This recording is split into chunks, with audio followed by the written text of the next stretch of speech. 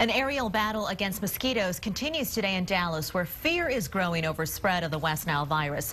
Aerial spraying was prompted by an outbreak of West Nile, which has left 10 people dead and more than 200 sick in Dallas County. The latest now from Janet Shamlian. The air assault on the West Nile virus will start again tonight. For days, small planes loaded with insecticide have been grounded in Dallas, where the virus has taken its biggest toll. All mosquito control operations are always weather dependent. We're going to be at the mercy of the rain and wind speeds above 10 miles an hour here on the ground. A third of the nation's cases are in North Texas. 14 have died, hundreds are sick, and experts say the numbers are certain to rise. It's a late summer disease, so the fact that we've got so many cases this early and it's so widespread really does not bode well for the future summer. Across the country, there are 693 confirmed cases of West Nile in humans and 26 deaths. More than half are in Texas, which was pounded by weekend storms. There were slow-moving storms, meaning they could produce a lot of rainfall, but it could lead to more standing water. And that is the problem, because that's where mosquitoes like to go.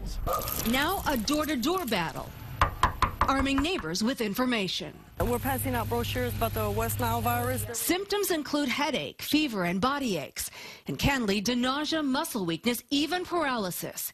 Though the CDC says 80% of those infected won't have symptoms at all. I am asking all faith communities to please pray for no rain and light winds. Appealing to a higher power amid plans to relaunch the fight against West Nile from the air. Janet Shamlian, NBC News, Houston. And local doctors are keeping a very close eye out there for potential West Nile virus cases. Fear is now spreading to the point that a lot of people are seeking advice from doctors. What we usually recommend is that they, first of all, that they use a mosquito repellent that has the DEET product in it, and that also that they don't go out at dusk or dawn, because that's usually when the mosquitoes are most active. And if there's any freestanding water in the house, in the yard area, to make sure and get rid of that. And it's especially important to rid your property of standing water. Yeah, because after the weekend rains, that's going to be a problem if there are small pools out there. Puddles are ripe breeding grounds for mosquitoes, which can carry the West Nile virus. And indeed, every year, Travis County's Health Department tests mosquitoes for West Nile. You can see some of that information right now since they post it on their website. We've got a link to their page at kxan.com. Take a look at this.